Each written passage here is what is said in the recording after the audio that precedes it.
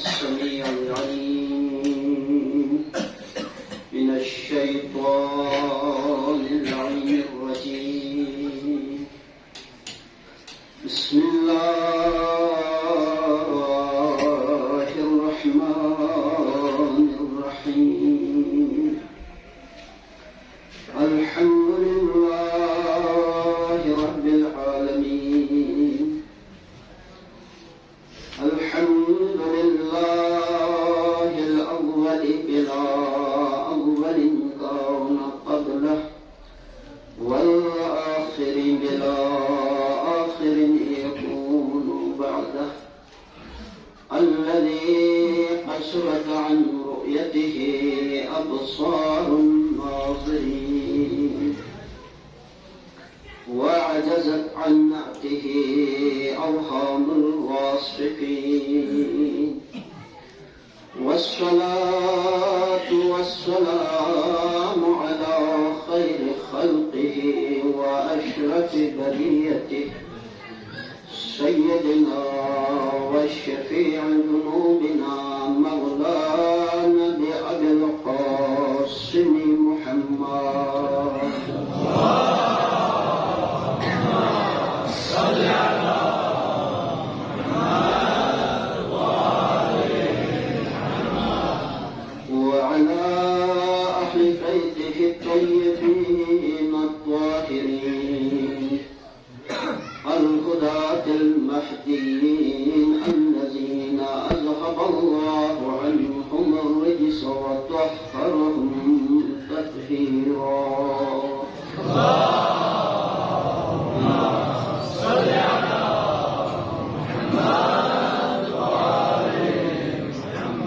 ولعنة الله على أعدائهم من الآن إلى قيام يوم الدين.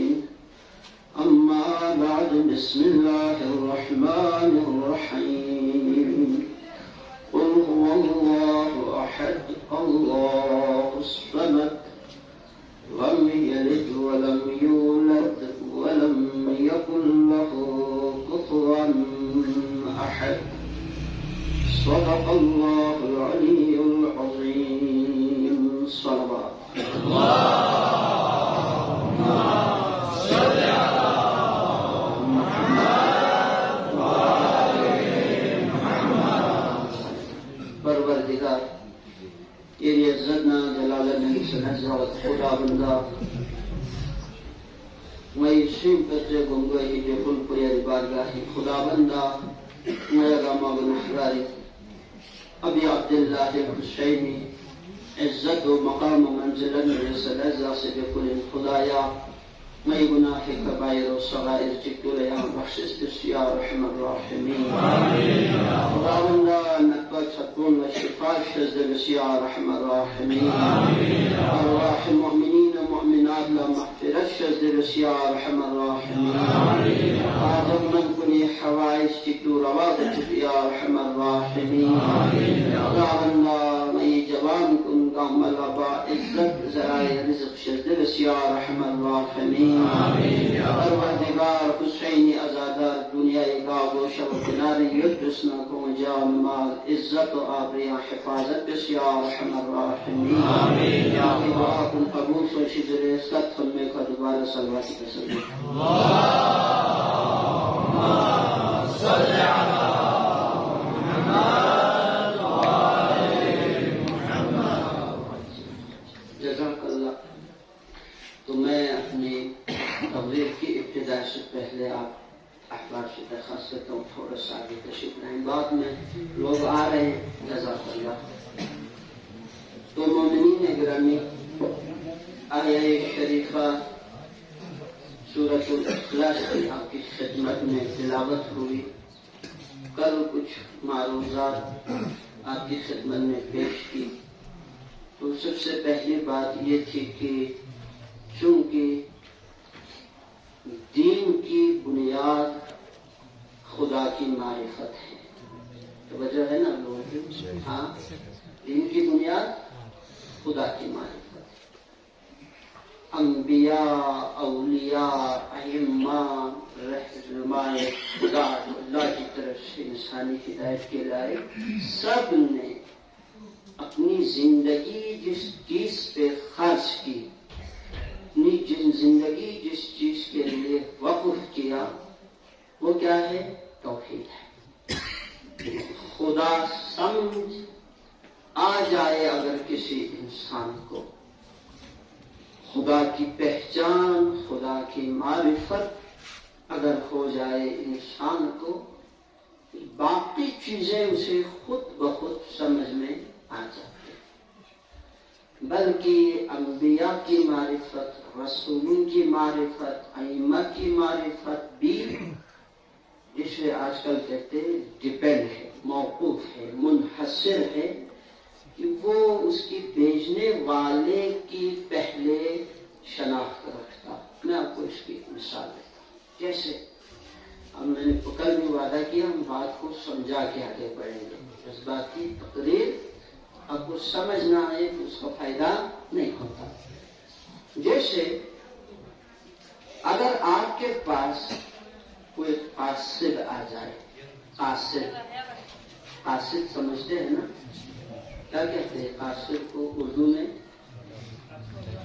ہاں نہ، ڈاکیہ کا لفظ، اس کے لیے آپ اس کو پیغام رساں، ہاں جی، جو آج کل اس کو سفیر کہتے ہیں، سفارتکار، کوئی آ جائے جی میں فلاں کی طرف سے آپ کی طرف یہ پیغام لے کے آیا۔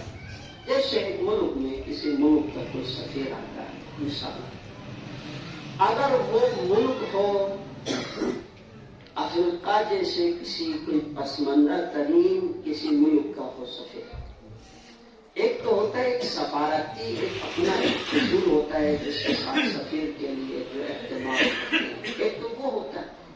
ایک ہے کہ اگر وہ ملک بہت غریب ہے تو صرف سفارتی آداب کو شاید ملحوظ نظر رکھیں۔ سفارتی کچھ آداب ہوتے، قوانین ہوتے ہیں، شاید اس کو ملحوظ نظر رکھیں، کیونکہ جس ملک میں وہ سفیر آیا ہے وہ ملک سمجھتا ہے ایک بہت غریب ملک کی طرف سے سفیر آیا ہے۔ یا عام طور پر غریب ترین انسان کی طرف سے کوئی سفیر بن کے کسی اور کی طرف جاتا ہے تو انسان شاید اس کی وہ جیسے ایک عزت ہونی چاہیے، جیسے اس کی ایک رسپیکٹ ہوتی ہے، وہ شاید نہ کر پائے۔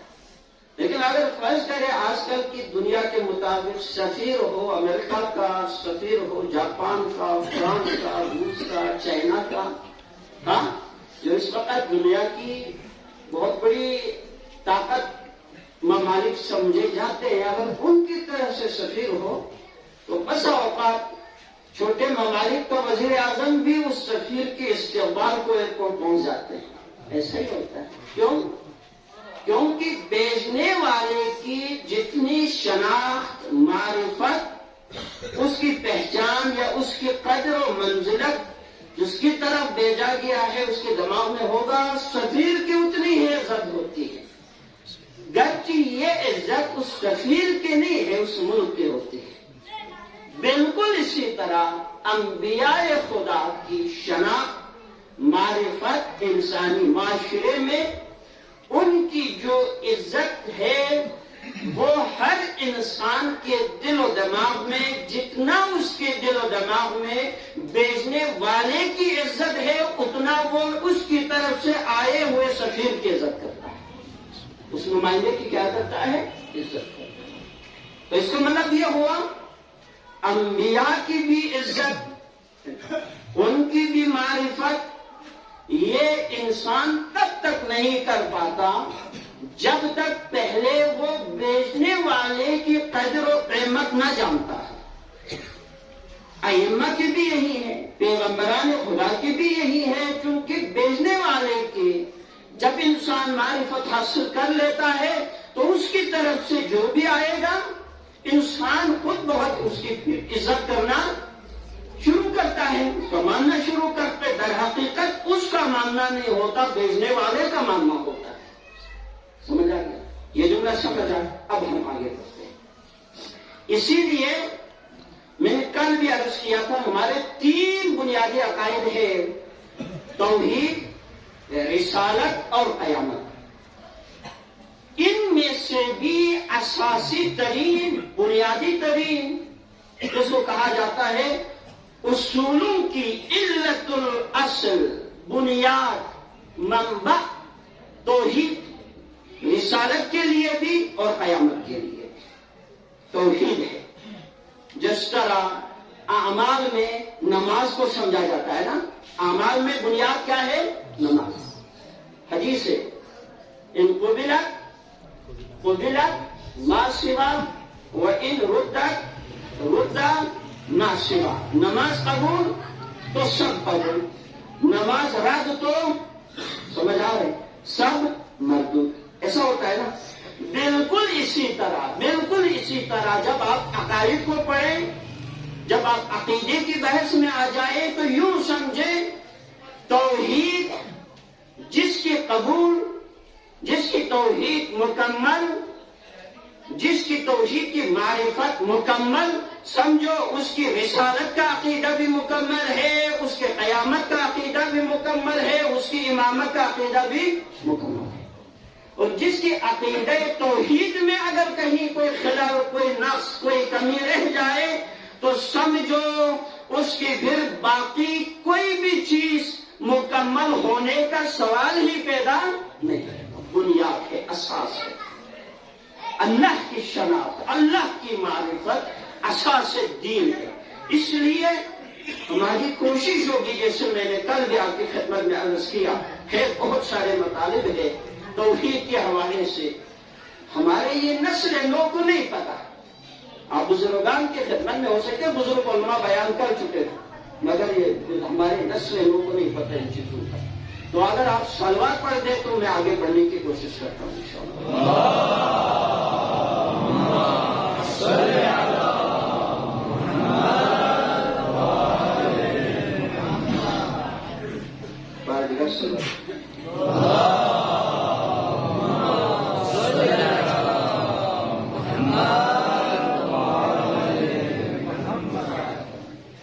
تھوڑا سا صلوات پڑھ لیں اور سائڈ پہ اس سائڈ پہ بندے لوگ آ رہے ہیں نا، آپ اس لیے دروازہ خالی نگرانی، آپ توجہ رکھیں، مکمل توجہ، کیونکہ مسئلہ عقیدے کا ہے، دین کا ہے، تھوڑا سا مشق موضوع ہے، تو ہماری کوشش ہوگی اس کو آپ کے لیے تھوڑا سا سمجھانے کی۔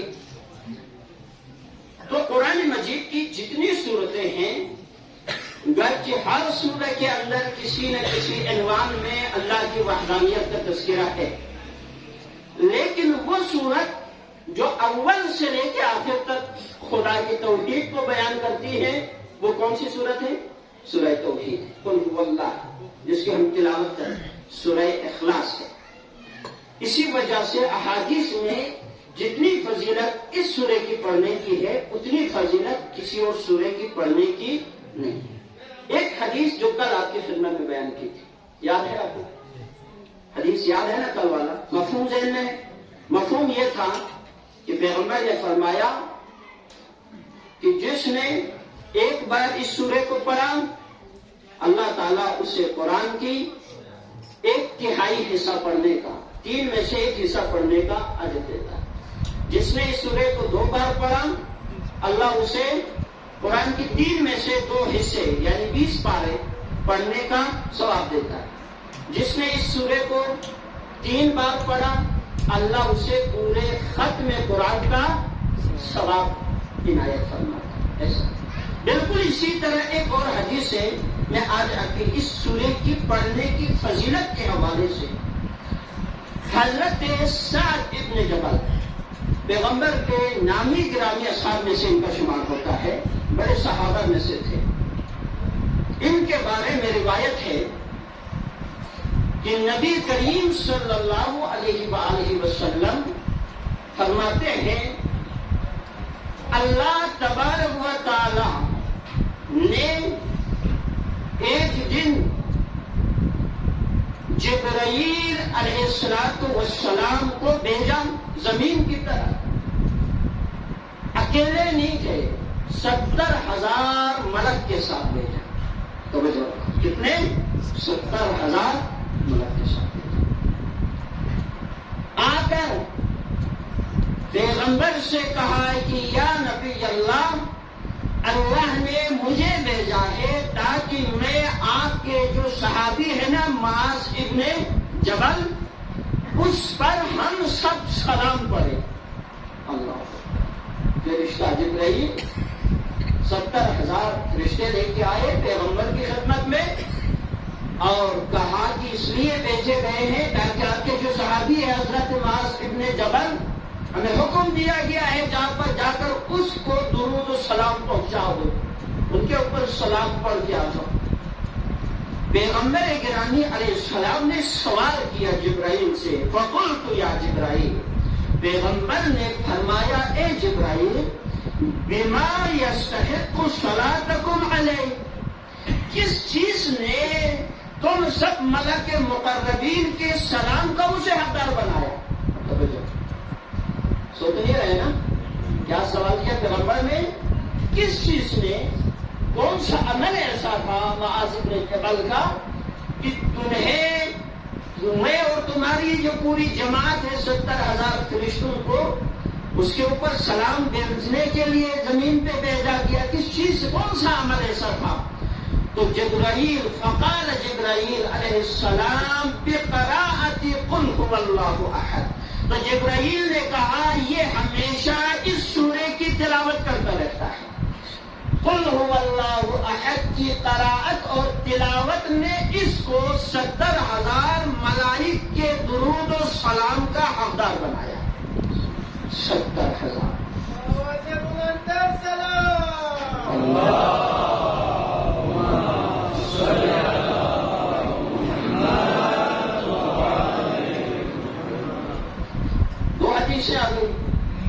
دو حدیثیں اس سورے کی اہمیت۔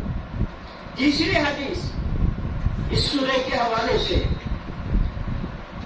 ان ابی عبداللہ الصادق علیہ الصلوۃ والسلام، امام جعفر صادق سے یہ روایت نقل کی گئی، فقال، امام نے فرمایا، ان الیہود سألوا رسول اللہ صلی اللہ علیہ وآلہ وسلم فقالوا انطق لنا ربک ما هو نسب ربک، کہ محمد وآل محمد صلی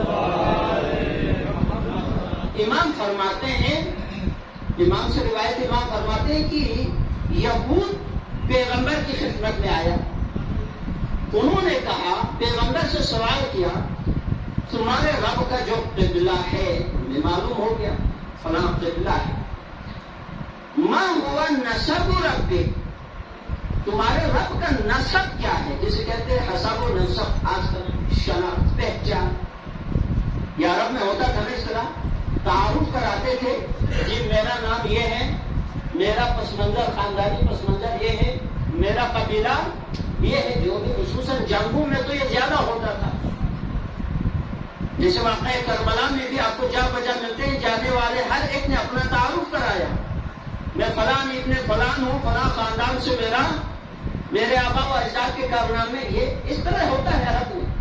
تو یہود نے پیغمبر سے سوال کیا، ما ہوا نسب ربک، تمہارے پروردگار کا نسب، شناخت، پہچان کیا ہے؟ فَلَبِثَ ثَلَاثًا لَا يُجِيبُهُ، کہتے ہیں کہ مسلسل یہ لوگ سوال کرتے رہے، پیغمبر اسلام 3 بار اٹھے 3 بار بیٹھے، کوئی جواب نہیں دیا۔ کیا بتاؤں یہود کو؟ یہ پوچھ رہے ہیں کہ تمہارے خدا کی شناخت کیا ہے، جیسے عام ایک انسان کی شناخت ہوتے ہیں، بتاؤ تمہارا رب کا تعارف کراؤ۔ پیغمبر خاموش رہے، کوئی جواب نہیں آیا۔ اس کے بعد ثم نزلت قل هو اللہ احد، امام صادق فرماتے ہیں پیغمبر خاموش رہے یہاں تک کہ اللہ نے پیغمبر پر یہ قل هو اللہ احد نازل فرمایا، قل هو اللہ احد نازل فرمایا۔ وَبِهَذِهِ السُّورَةِ عَرَّفَ اللَّهُ نَفْسَهُ، اس سورے کے اندر پھر اللہ نے اپنا مکمل ایک تعارف بیان کیا، میرا حبیب قل کہہ دو هو اللہ احد کہ وہ کیا ہے؟ ایک ہے. اللہ صمد کہہ دو کہ وہ کیا ہے؟ بے نیاز. سمجھ آ رہے ہیں؟ سمجھ کو سلمان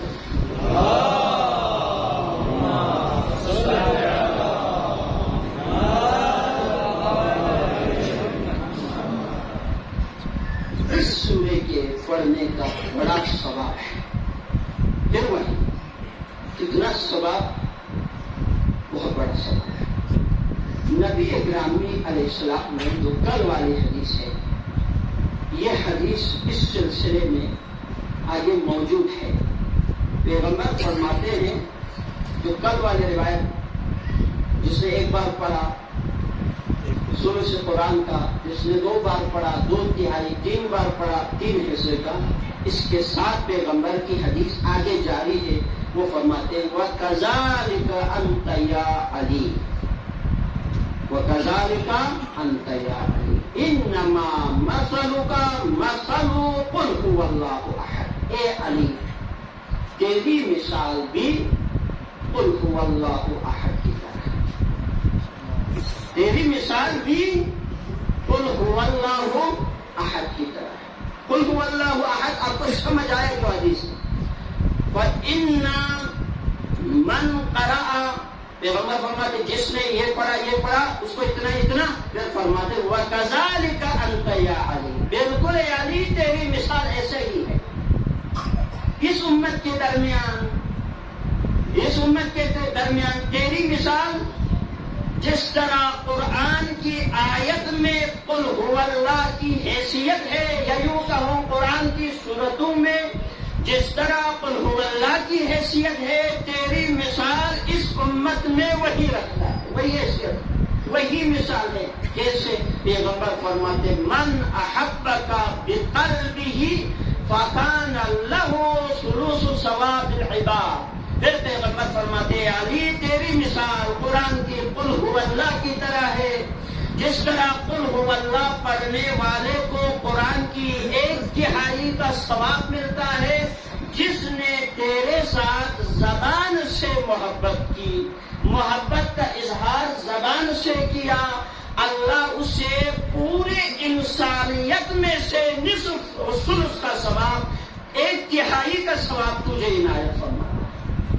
جس نے بھی تیرے ساتھ زبان سے محبت کی، اللہ تعالیٰ اس بندے کو جو تجھ سے محبت کرتا ہے ثلث ثواب العباد، جتنے بھی اللہ کی مخلوق ہے، عباد عبد کی جمع ہے، جو بھی عبادت کرتا رہا قیامت تک کرتے رہیں گے، ان میں سے ثلث کا ثواب اس بندے کو اللہ دیتا ہے. وَمَنْ أَحَبَّكَ بِقَلْبِهِ وَلِسَانِهِ، جس نے تجھ سے محبت کی اپنے دل کے ساتھ بھی زبان کے ساتھ بھی، كَانَ لَهُ ثُلُثَ ثَوَابِ الْعِبَادِ، اللہ جس نے تیرے ساتھ زبان اور دل دونوں کے ساتھ محبت کی، اللہ اسے اپنے پورے بندوں کے عبادات میں سے 2 حصے کا اجر عنایت فرماتا ہے. جس نے تجھ سے دل اور زبان دونوں کے ساتھ محبت کی، اسے 2/3 اللہ تعالیٰ ثواب عنایت فرماتے. پھر فرمایا وَمَنْ أَحَبَّكَ بِقَلْبِهِ وَلِسَانِهِ وَعَمَلِهِ، جس نے اپنے دل، اپنے زبان اور اپنے اعمال سے بھی تیرے ساتھ محبت کا اظہار کیا، کان لہ ثواب العباد اجمع، اللہ تعالیٰ اسے پورے خلق کی عبادت کا ثواب عنایت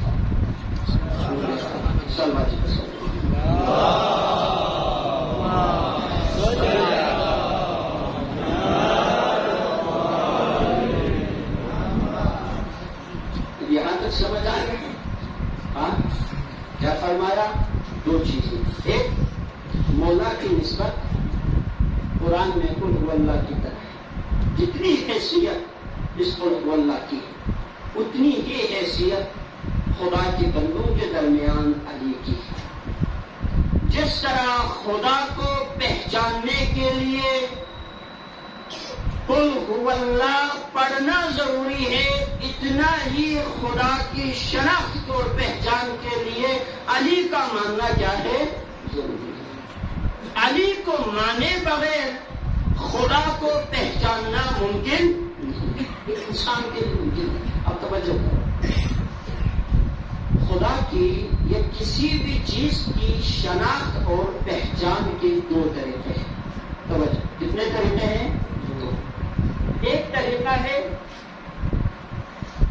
اس چیز کو پہچاننے کا، کیا براہ راست اس چیز کو سامنے سے دیکھے پہچانے، جیسے آگ ہے، مثال آگ ہے، ایک انسان جاتا ہے قریب سے آگ کو دیکھتا ہے، اس نے آگ کو پہچانا یہ آگ ہے۔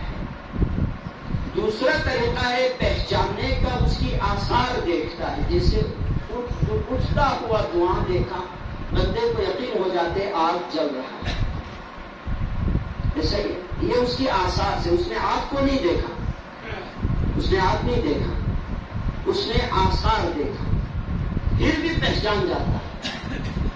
ایک چیز کو دیکھ کے پہچاننا اور ایک ہے اس کی آثار دیکھ کے پہچاننا۔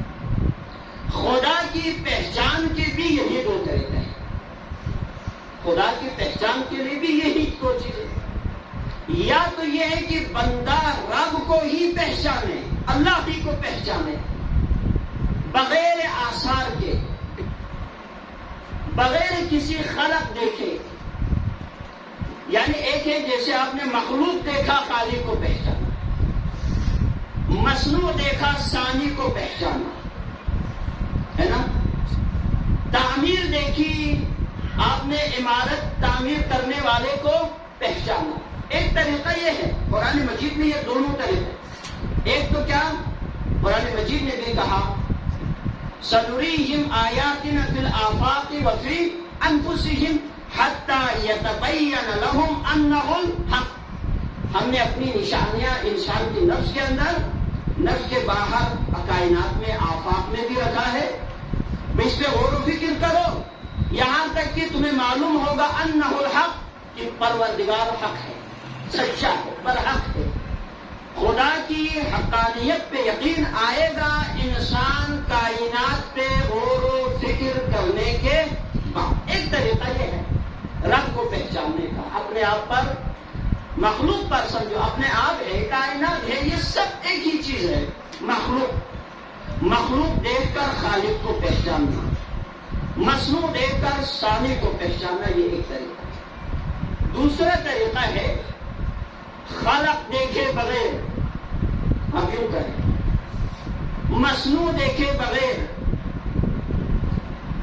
ہنر دیکھے بغیر کاریگر کو پہچاننا۔ اب یہ دیکھو، یہ بڑا سخت ہے نا؟ ہاں، ہنر دیکھ کے کاریگر کو پہچانا یہ آسان طریقہ ہے، ہنر دیکھے بغیر کاریگر کو پہچاننا یہ طریقہ بڑا، ہاں، رب کو پہچاننے کی سمجھو میں جو کتنے طریقے ہیں؟ دو۔ ایک ہے کاریگر کی کاریگری دیکھی اور آپ نے اس کی قابلیت کا اندازہ کیا، ایک ہے نہیں، آپ نے مخلوق نہیں دیکھی، مصنوع نہیں دیکھی، کوئی عمارت نہیں دیکھی، پر پھر بھی آپ کاریگر کی کاریگری کو پہچان لاتے ہیں۔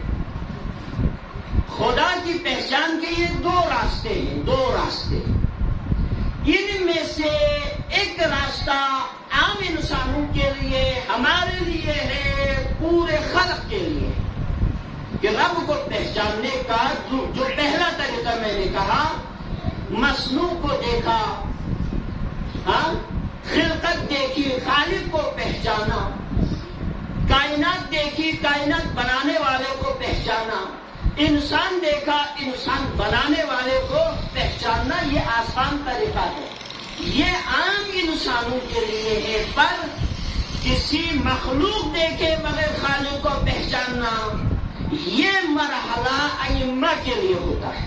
آپ سمجھو، یہ مرحلہ رسولوں کا ہوتا ہے، یہ مرحلہ معصوم کا ہوتا ہے۔ معصوم خدا کو پہچانتے ہیں، پر معصوم خدا کو پہچاننے کے لیے کسی سورج کو دیکھنے کی، کسی خلق کو دیکھنے کی، کسی اس کی مصنوعات دیکھنے کی ضرورت معصومین کو نہیں ہے. اس لیے ہمارے معصومین وہ ہستیاں ہیں، خدا کے رسول ائمہ وہ ہستیاں ہیں انسانوں میں سے، یہ لوگ اس وقت بھی خدا کو پہچانتے تھے جب اللہ نے ان کے علاوہ کسی اور کو خلق ہی نہیں کیا تھا. آپ بات سمجھ آیا؟ اللہ نے ان کے علاوہ کسی اور کو بنایا ہی نہیں تھا. ایک حدیث ہے پیغمبر گرامی علیہ الصلوۃ والسلام کے صلوات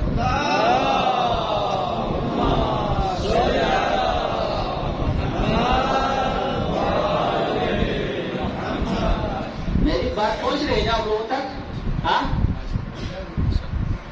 پیغمبر کی حدیث یہ ہے،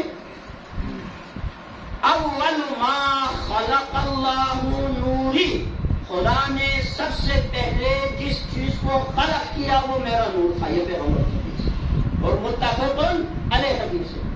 خدا نے سب سے پہلے میرے نور کو خلق کیا، مجھے بنایا. وَأَنَا وَعَلِيٌّ مِّن نُورٍ وَاحِدٍ، میرا اور علی کا نور ایک ہی نور سے خلق ہوا، وہ نور خدا ہے. پھر حدیث یہ ہے، اس کے 30,000 سال بعد اللہ نے دیگر مخلوقات کو بنانا شروع کیا ہے. اور یہ 30,000 سال حدیثوں کے مطابق نوری سال تھے، نوری سال، جس کا ایک دن دنیا کا 50,000 سال بنتا ہے. قبل خلق، دنیا کے بننے سے پہلے، انسانوں کے بنانے سے پہلے، عرش و فرش کے بننے سے پہلے، ارض و سما، شمس و قمر، وحش و طیور، جن و انس، حور و غلمان، کوئی چیز نہیں تھی. اللہ نے سب سے پہلے نور پیغمبر، پھر نور انوار پنجتن کو خلق کیا. پھر حدیث یہ ہے کہ کوئی چیز نہیں تھی، ہم اس وقت بھی رب کو پہچانتے تھے. مطلب یہ ہے ائمہ اور معصومین کی جو معرفت خدا ہے، جو شناخت خدا ہے، جو وہ خدا کی پہچان رکھتے ہیں، وہ خدا کی مصنوعات دیکھ کے نہیں پہچانے. سمجھ آیا؟ وہ خدا کی ذات کو ہی پہچان لیتے تھے. اسی لیے حضرت علی علیہ السلام نے ایک جگہ پہ ارشاد فرمایا، پروردگار اگر میری آنکھوں کے سامنے یہ کائنات کے پردے ہٹ جائیں، کوئی چیز نہ رہے، پھر بھی میری معرفت میں کوئی کمی نہیں ہوگی، نہ کوئی اضافہ ہوگا. اس لیے میں ان چیزوں کی وجہ سے تجھے نہیں پہچانتا. میری معرفت ان چیزوں میں منحصر نہیں ہے. صلی اللہ علیہ وسلم.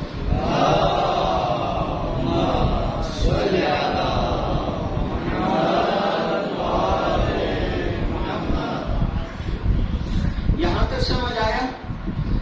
ہم لوگ اللہ کی پہچان کرنے کے لیے ہمارا کیا طریقہ ہے؟ اپنے آپ پر غور و فکر کرنا. ہمارے لیے یہی طریقہ ہے، قرآن نے بتایا. ہمارے لیے یہی طریقہ ہے. سنریہم آیاتنا فی الآفاق وفی انفسہم حتی یتبین انہم حق. کائنات پہ غور و فکر، انسانوں پہ غور و فکر، خلق خدا پہ جتنا غور و فکر کرو گے اتنی رب کی شناخت اور معرفت میں اضافہ. یہ ہمارا طریقہ ہے. پر ہمارے ائمہ کا یہ طریقہ نہیں، انبیاء الہی کا یہ طریقہ نہیں. آپ یہ نہ سمجھے کہ پیغمبر بھی سورج کی تپش دیکھ کر خدا کی معرفت حاصل کرتے تھے. اب یہ نہ کہیں جو خدا کے پیغمبران ہیں وہ بھی ان خلق کے اوپر غور و فکر کر کے مخلوقات کو دیکھنے کے بعد انہوں نے رب کو پہچانا. نہیں، میں نے ابھی عرض کیا، یہ لوگ، یہ ہستیاں اس وقت بھی رب کو پہچانتے تھے جب نہ سورج تھا، نہ چاند تھا، نہ زمین تھی، نہ آسمان تھا، نہ انسان تھے، نہ جنات تھے، کچھ بھی نہیں تھے. سمجھ آ گیا؟ اب ان باتوں کو ثابت کرنے کے لیے اب آپ توجہ کریں. مختلف دعائیں جو ہمارے ائمہ سے نقل ہوئی ہے خدا کے حوالے سے، وہ آپ کی خدمت میں عرض کرتا ہوں۔ نمبر 1 دعائے ابو حمزہ سمالی، نام تو سنا ہے نا سب نے؟ سنا ہے نہیں سنا؟ دعائے ابو حمزہ سمالی، یہ رمضان میں پڑھتے، بڑی لمبی دعا ہے۔ مفاتیح الجنان میں شیخ عباس قمی علیہ الرحمٰن نے اس دعا کو بھی نقل، باقی کتابوں میں بھی۔ اس دعا کے اندر ایک جملہ ہے، بِکَ عَرَفْتُکَ، بِکَ عَرَفْتُکَ، خدایا ہم نے تم سے تجھ کو پہچانا۔ ہاں، کسی اور چیز سے آپ کو نہیں پہچانا، آپ کو آپ سے پہچانا۔ آپ کو سمجھ آیا؟ بِکَ عَرَفْتُکَ، ہم نے آپ کو آپ سے پہچانا، خدایا تجھ کو تجھ سے ہی پہچانا۔ وَأَنْتَ دَلَلْتَنِي عَلَيْهِ، تیری دلیل تو ہے۔ اتنا خوبصورت جملہ ہے، اماموں کے جملے، ائمہ کے جملے۔ انت دللتنی علیہ، مجھ کو تم تک پہنچانے والا تو ہی ہے، تیری عظمت نے مجھے تم تک پہنچایا، کسی چیز نے نہیں۔ ائمہ خدا کو پہچانتے ہیں پر خلق کی وجہ سے نہیں، مصنوعات دیکھ کے سامنے کو پہچاننے کا یہ طریقہ عام انسانوں کا ہوتا ہے، ائمہ کا ایسا نہیں ہوتا۔ پھر دعائے صباح، یہ دعا بھی مفاتیح میں ہے، یا من دل علی ذاتہ بذاتہ، اے وہ پروردگار جس کی ذات اپنی ذات پر دلیل ہے۔ سمجھ آیا؟ جیسے آپ کہتے ہیں ایک چیز دلیل بنتی ہے نا، جس سے دوسری چیز ثابت ہوتی ہے۔ خدایا تیری ذات کی دلیل خود تیری ذات ہے، یا من دل علی ذاتہ بذاتہ، وہ پروردگار جس کی ذات کے لیے دلیل تمہاری ذات کے علاوہ کوئی چیز بن ہی نہیں سکتی۔ اب آتے ہیں دوسری دعا، دعائے عرفہ۔ تیسری دعا دعائے عرفہ، یہ میں نے مختلف دعاؤں سے ایک ایک جملہ اٹھایا ہے، زیادہ نہیں، اسی پہ مجلس تمام ہو جائے گی، ٹائم ختم ہو گیا۔ دعائے عرفہ جانتے ہیں نا، یہ دعا نام تو سنا ہے نا، روز عرفہ اس دعا کے پڑھنے کی تاکید ہے۔ میں ہمیشہ عموماً عرض کرتا ہوں دعائیں پڑھو، جو دعائیں ہمارے ائمہ سے نقل ہوئی ہیں نا ان کو پڑھے۔ ایک تو ہے روٹین میں روایتی، جیسے ہم شب جمعہ کو دعائے کمیل پڑھتا ہے، صبح جمعہ کو دعائے نطبہ پڑھا، منگل کی شب کو شب بدھ کو کیا پڑھا، دعائے توسل وغیرہ وغیرہ۔ ایک تو یہ روٹین والی، ایک تو ہے کبھی تنہائی میں بیٹھ کے پڑھا، کبھی تنہائی میں بیٹھ کے پڑھا، ان کے معنی پہ غورو۔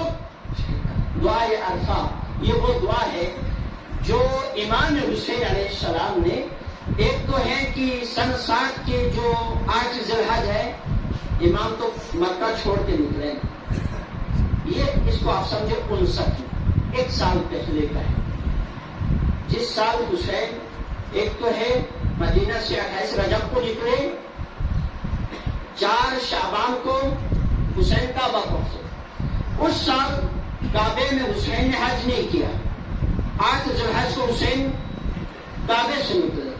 اس سے پہلے والے سال جب امام حج پہ گئے، اس سے پہلے والے سال امام حج پہ گئے، وہاں پر امام علیہ السلام نے اس دعا کو پڑھا ہے، دعائے عرفہ، روز عرفہ اس دعا کو پڑھنا مستحب ہے۔ اس میں توحید کا بیان ہے۔ امام فرماتے کیف یستدل علیک بما فی وجودہ مفتقر الیک، خدایا میں کیسے دلیل بناؤں کسی چیز کو تیرے وجود کے لیے۔ جیسے عام طور پر ہم کیا کرتے ہیں کہ خدا کے ہونے کی دلیل کیا ہے، تو عام طور پر کتابوں میں ہے کہ چرخہ کاٹنے والی عورت نے چرخہ گھمانا چھوڑ دیا، سنا ہے نا یہ چیزیں چھوٹی چھوٹی، ہاں نتی باقی سر بال گھر میں اپی جی ہنگو تو اسکور بال، اس نے چرخہ گھمانا چھوڑ دیا، رک گیا تو دلیل بنایا، چرخے کے گھومنے سے اس نے دلیل بنا دی خدا ہے، یہ بغیر گھمانے والے کے گھوم نہیں سکتا، تو کائنات بھی بغیر چلانے والے کے چل، یہ تو دلیل ہے۔ امام کیا فرماتے ہیں؟ اسی طرح اور بھی دلیل ہے، آپ کہتے ہیں کائنات کا، شمس و قمر کا، وحش و طیور کا، یہ نظام کا ایک سسٹم میں چلنا خدا کے وجود کی ایک دلیل تو یہ ہے عام فہم نچلے سطح کے انسانوں کے لیے، پر یہ امام ہے، پر یہ معصوم ہے۔ امام کیا فرماتے ہیں؟ کیف یستدل علیک، خدایا میں کیسے دلیل بناؤں تیرے وجود کے اوپر اس چیز کو، بما فی وجودہ مفتقر علیک، جو اپنے وجود میں تیرا محتاج ہے، میں تجھے پہچاننے کے لیے اسے دلیل بناؤں۔ سمجھ آ رہے آپ کو میرے پاس؟ سب کو سمجھ آ رہے ہیں؟ سمجھ کو سبھی ہو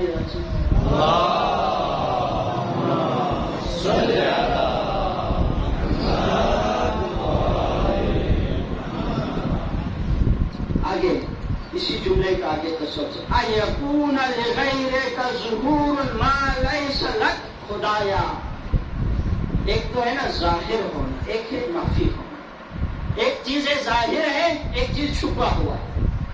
آپ ظاہر چیز کو دلیل بناتے ہیں چھپی ہوئی چیز سمجھنے کے لیے، یہ اکثر ایسا ہوتا ہے۔ جیسے آپ نے ایک دیکھنے والی، محسوس ہونے والی چیز کو دلیل بنایا غیر محسوس چیز کے لیے۔ مثلا میرے ہاتھوں کی یہ حرکت دلیل ہے میرے اندر ایک جسم، روح موجود ہے، زندگی موجود ہے۔ آپ نے ہاتھوں کی حرکت سے دلیل بنا لی نہ دیکھنے والی کسی چیز کے لیے، ایسا یہ ظاہر ہے، وہ چھپی ہوئی ہے۔ اب امام کیا فرماتے ہیں؟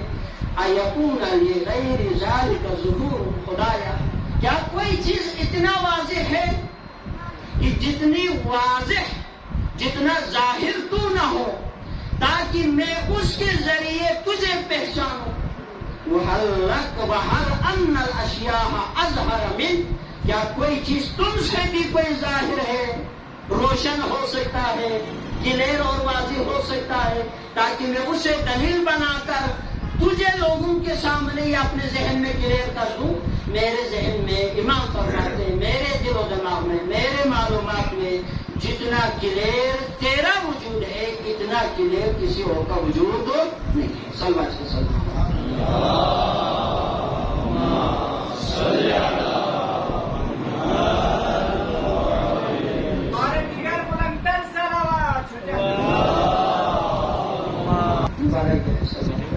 آج ہمارے سبق کا خلاصہ یہ ہے کہ رب کی شناخت کے بنیادی دو طریقے ہیں۔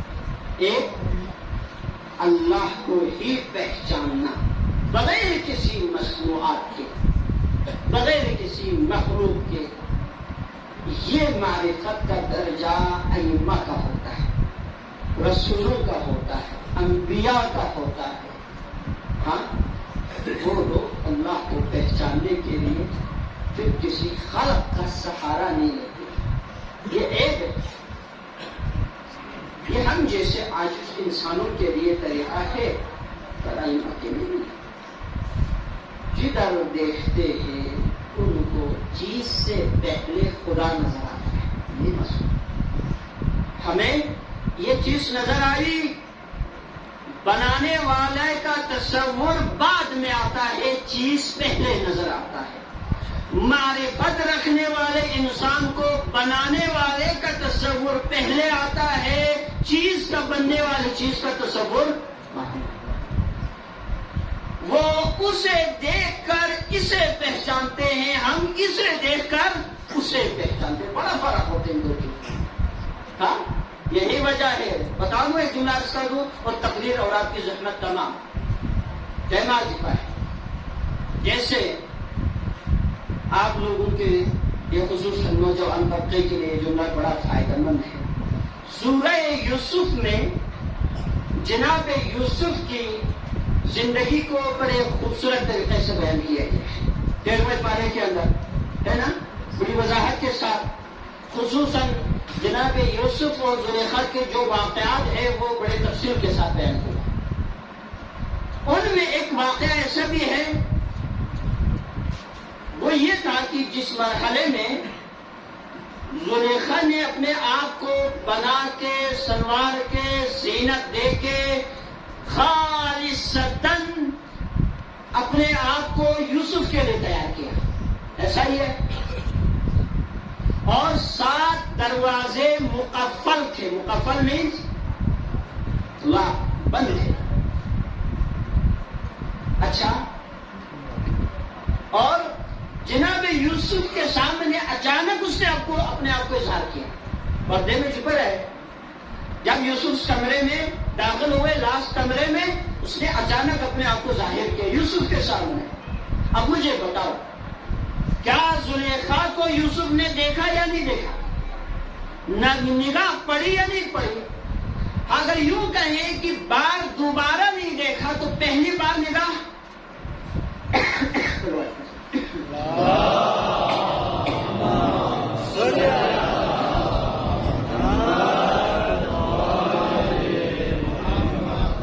سمجھ آ رہے؟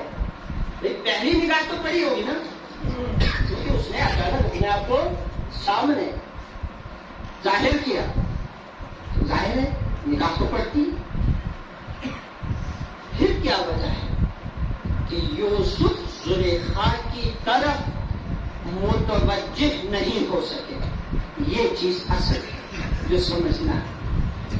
کون سی چیز تھی کہ جس نے یوسف کے سامنے ایک حسین جمیل عورت ہونے کے باوجود یوسف کو اپنی طرف متوجہ زلیخا نہیں کرا سکی؟ یا یوں کہیں کہ یوسف کے دل و دماغ میں زلیخا کی کشش جگہ نہ بنا سکی؟ ایسا ہے؟ کیا وجہ ہے؟ کون سی چیز تھی؟ بتائیں. ایک ہی چیز، وہ کیا؟ وہ یہ، جیسے میں نے ابھی کہا، ہم چیز کو دیکھ کر بنانے والے کی طرف دل و دماغ ہمارا بعد میں جاتا ہے. انبیاء کی دل و دماغ، رسولوں کی دل و دماغ جب کسی چیز کی طرف جائے تو پہلے خالق کی طرف توجہ ہوتے ہیں، بعد میں مصنوع. پہلے ثانی، بعد میں مصنوع. پہلے خالق، بعد میں مخلوق. آپ یوں سمجھے کہ جب یوسف کے سامنے زلیخا نے اپنے حسن و جمال کا اظہار کر دیا تو یوسف زلیخا کے حسن کے اوپر فرفتہ ہونے کی بجائے، اس کا عاشق بننے کی بجائے، اس کی حسن پر نگاہ پڑنے سے پہلے یوسف کی نگاہ اپنے خالق کے حسن کارساز پر پڑا. ہاں، رب کے حسن کارسازی پہ نگاہ پڑی. بے اختیار زبان سے نکل گیا، کہا کہ میرا پروردگار کتنا بڑا کاریگر ہے. اب عاشق اس کا بنتا یا اس کا بنتا؟ اب انسان سے بتاؤ، کس کا بننا چاہیے تھا؟ اس کا بننا چاہیے تھا، تو اسی کا ہی بنانا. جوانان عزیز، رب کو پہچاننے کے بعد، رب کی شناخت، معرفت حاصل ہونے کے بعد، خدا کی قسم پھر جینے میں بھی لطف آئے گا اور مرنے میں بھی لطف. پہچانو رب، پڑھو اللہ کے بارے میں، شناخت پروردگار کے بارے میں ہے کتابیں، مواد ہے، پڑھو. افسوس ہوتا ہے نہیں پڑھتے. رب کے بارے میں کتنے وسائل آج کل ہے یا نہیں ہے؟ اب وہ ناراض تو نہیں ہوں گے نا؟ کتنے وسائل ہیں.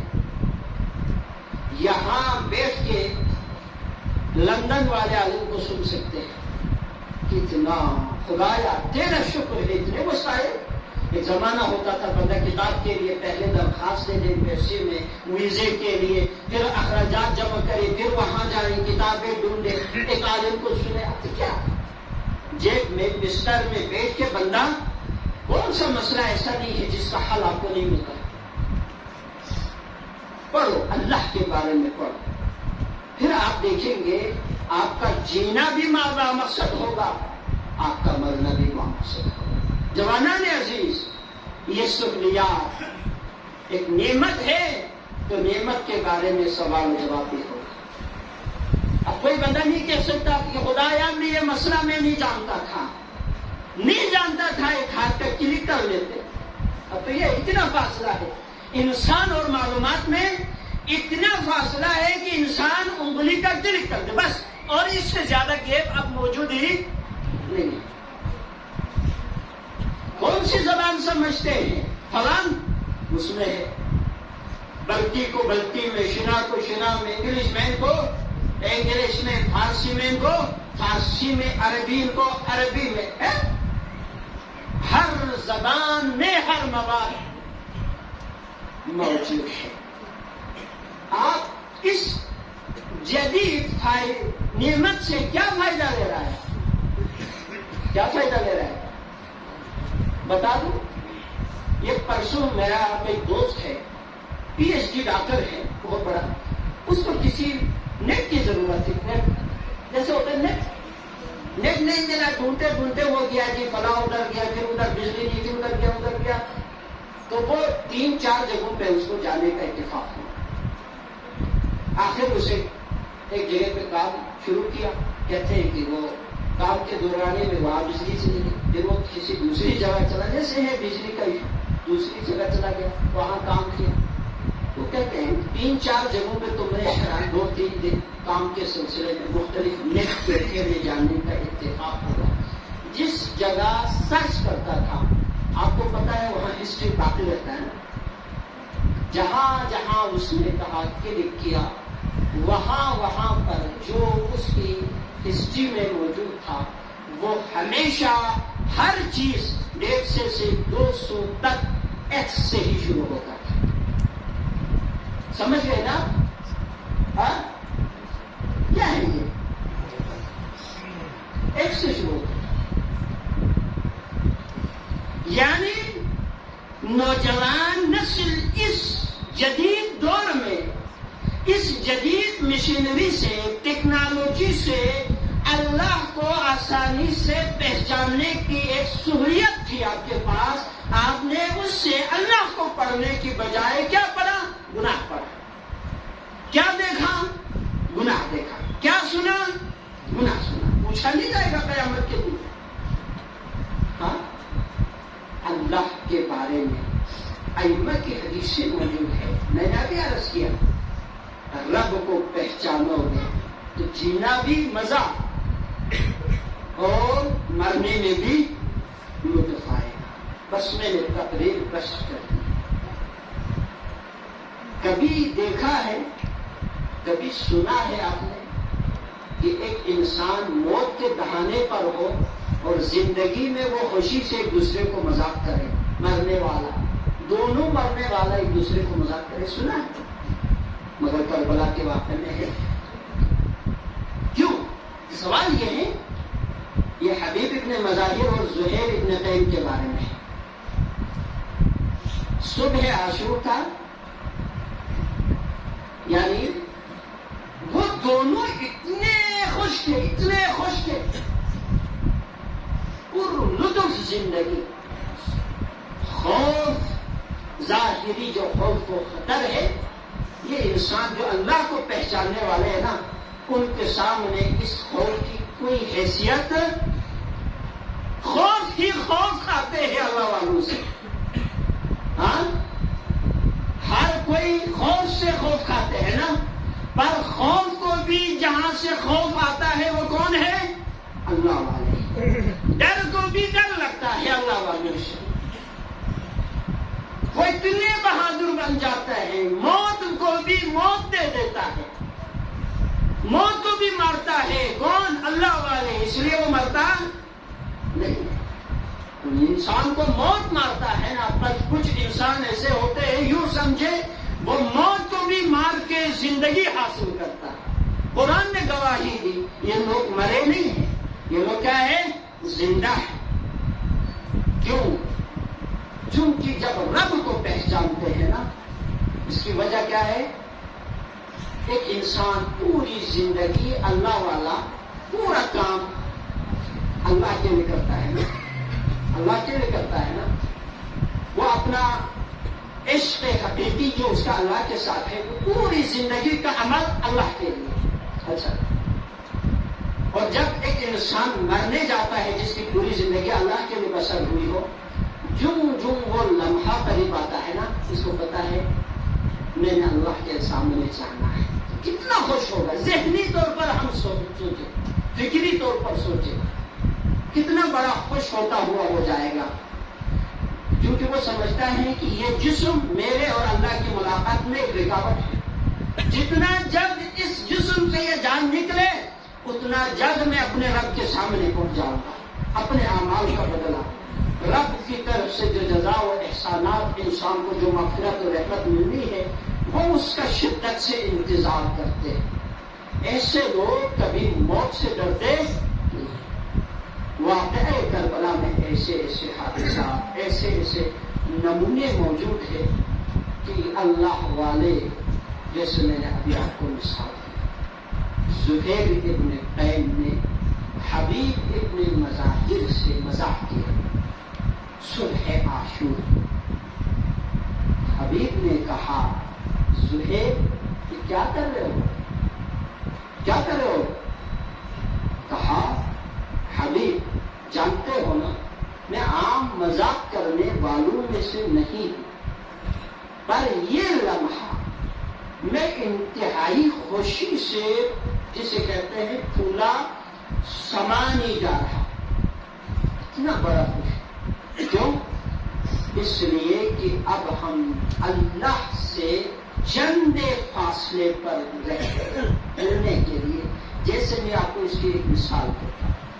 آپ 5-6 سال دور عالم مسافرت میں رہے نا، پھر واپس آئے. خدا گواہ ہے اکثر ہم میں سے جاتے ہیں تو جب عرصہ وہاں گزار کے آتے ہیں نا تو جو آپ اپنے وطن کے قریب پہنچتے ہیں آپ کے احساسات اور خوشی کا جو عالم ہے وہ وہیں بندہ جان سکتا ہے.